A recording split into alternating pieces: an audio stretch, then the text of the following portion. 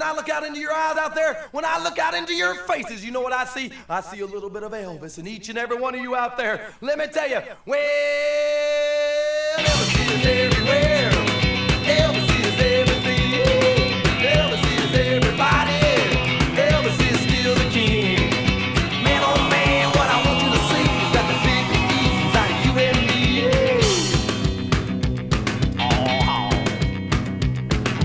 Yeah. Elvis is everywhere, man.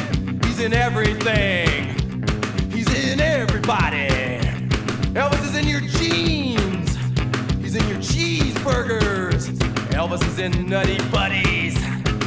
Elvis is in your mom. He's in everybody. He's in the young, the old, the fat. That's one of the very first songs I did. I can't even remember, it's been so long. Well, that's alright, Mama. It's alright with you. It's alright, Mama. Any way you do, that's alright. That's alright. Alright, Mama. Any way you do. There's one more I wrote a few years ago. I've been traveling over mountains, even through those valleys too. I've been traveling night and day. Hey, I'm running all the way. I'm trying to get to you. Ever since I read your letter, yeah, you said you love me true. I'm traveling night and day. I'm running all the way. Hey, I'm trying to get to you. One chorus, man. Yeah, when I read your loving letter, hey, my heart began to sing. There weren't many miles between us. Hey, it didn't mean a thing. Lord above, you know I love you. It was he who brought me through. The ending, man. When my day was turning night, yeah, shining black as night, when I was trying to get to you.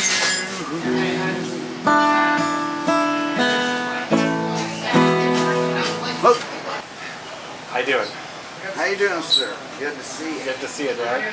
I'm here in Yukon, Oklahoma with Darin Thrasher. He runs the Fat ElvU.S diner. So here I am, a Canadian in Canadian County, having a real authentic American experience in a great American diner with a man who's a great Elvis impersonator. Well, thank you. I hope you like them. Like that grub, too. The food Y'all keeps use me that coming term back. in Canada, grub? We do use that term. Have you heard it? Many times. In fact, I've used it quite a number of times. So, tell me, how long you had this place? I'm just going to help wipe that off there, man. You know, coming right up on 10 years. August 1, 05. Really? Yeah. So, what made you, get into this business and do what you're doing? Elvis or the restaurant? Both. Well, I was doing Elvis full-time for the final. It took me 3 or 4 years to get it right to do it full-time, eke out a living. And they hired me to do a show for this business, for their anniversary. So that's how I met the owner. I came in here at 8 one day, me and my kids, and he got my number off my vehicle. And then he called me a month later. He's having an anniversary and wanted to have me perform in the parking lot. And he had advertised everybody to bring their old cars. So I did an Elvis show out in the parking lot. Very cool. They bought lawn chairs. It worked out real well. And then he ended up calling me and wanted me to do it every Saturday night that I could. I had a couple of days booked. I did it like 10 out of 12 Saturdays, all some of them. Yeah, so I guess one thing led to another Right, eventually. well, you know, I got to know the guy. I had a background in restaurants. I'd worked in them forever, you know. All kinds of different restaurants, all kinds of different places. I've managed them, cooked in them, and worked in them, you know, most of my life. And when he found that out, you know, when a restaurant owner finds out somebody's seasoned, and, you know, knows the business, they always want good help, need good help. So I said, hey man, I'd work a couple days a week, you know, just to kind of supplement my, you know, entertainment. That's how it started. 2 breakfasts, and then it turned into breakfast and lunch, and then it turned into a 3rd day. Can you work a 4th? And then next thing you know, I'm working all the time. I got it. And he was ready to get out of it. It was wearing him out. He wanted me to manage it. I said, man, I'm not interested in that. And then he came to me, would you buy it? And I said, I'd love to, but I got no credit, no money. But we made it work. I came up with a little down, paid him off. So here I am. You're doing 10 something years right. later. You're doing something right. See you 10 years later.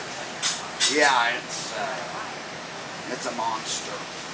You know, one of the great things about this place, Darin, is just all this stuff on the wall. The place has a vibe. It's got an atmosphere. You know, for a guy like me, any bikers traveling Route 66, this place has a charm. It's got a life. You know what I mean? It's not cookie cutter. Exactly. You go into Bronx across the street, and it's like you're going into a hospital. You know, I mean, it feels so sad. I mean, so, you know, stale and lifeless and robotic. And of course, you know, that's the way the food's prepared. Very robotic, cookie cutter. Yeah. You know, this stuff is old-fashioned. You know, like they did it 100 years ago, literally. And you taste it in the food. You see it in the way it's done in the kitchen. This is the real deal. Yeah, everything's, you know, just old-fashioned. Yeah. Like I can hear him making a shake. We put ice cream in a metal cup, add milk, add malt, and whatever topping, and stir it up. You know, it's not soft serve. It's flavored. I mean, we make it old-fashioned. I don't even know what's in that other stuff. At least I know what's in your shakes. Exactly. It's just, you know, I got tired of the ice cream machine breaking down. I had one in soft serve. And it made it easy. It came out soft. It was easy to stir up. But I got tired of it breaking down. I thought, man, I'm going to simplify this. All I need is a blender, you know. So we make everything old-fashioned, you know.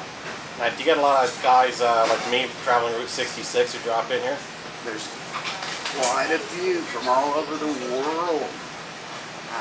Ireland, Australia. In the last few, we've had several from Ireland and Australia, Great Britain. I mean, I think I already said that, Great Britain, England. Yeah, Route 66 is a tourist destination. For sure. And what do you think? Like, if you had to think of 1 or 2 things, why do people come to Route 66 from all around the world? What do they tell you? Why do they come, like, from all corners of Europe, Australia, you name it? I believe it was, I've heard that it was the world's first, you know, basically intercontinental road. You know, it goes almost across the entire country. That's true. So it was the first super mega highway in the United States. And it was the only way to the west. You know, if you're going to California or anywhere west, you had to come through Route 66. You know, if you wanted to drive. Everything about it is unique. Like, you look at the old businesses, look at, like, there's nothing like this anywhere else in the world. Europe doesn't have it. Australia doesn't have it. You know, this is the America that people think about. I think there's a romance about, you know, this American ideal that's here in the restaurant. You know, you would know better than I, you know, because to me it's just home, you know. I've always lived within a mile of it, or almost always. You know, so to me it's just It's Main Street. You know, it's Main Street in Yukon. The more time goes by, the more value people put in it. That's true, because it's fading, you know. Like I said, everything is so cookie cutter now. It's all run by guys in boardrooms. You know, the heart and the soul is gone. I think, you know, for me, I think for a lot of people, we travel this road because it's got heart, it's got soul. And yes, it never repeats itself. it's very hard to do it the old-fashioned way. Yeah. You know, it's harder.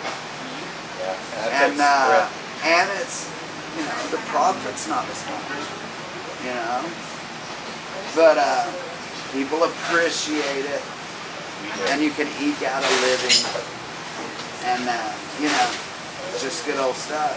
I'm glad you think so. I do, and you know, I always tell people about this place, and for sure, I hope, you know, when they look at this documentary, it's going to bring some more people through your door here. Yes, they can't miss us on Yukon on Route 66, right? That's right.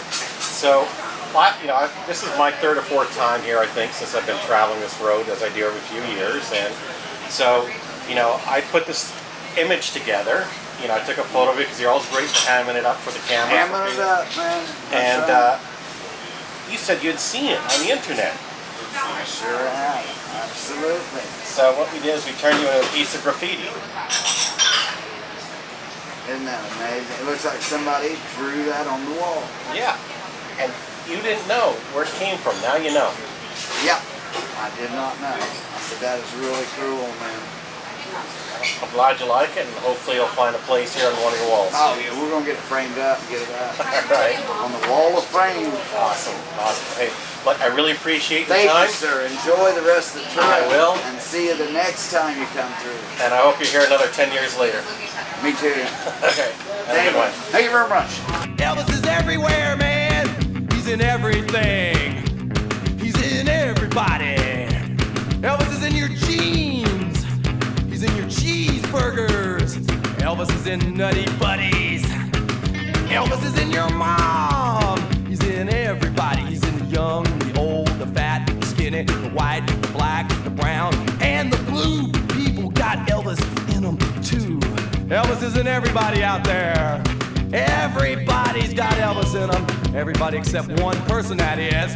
Yeah, one person. The evil opposite of Elvis. The anti-Elvis. Anti-Elvis got no Elvis in them, let me tell you.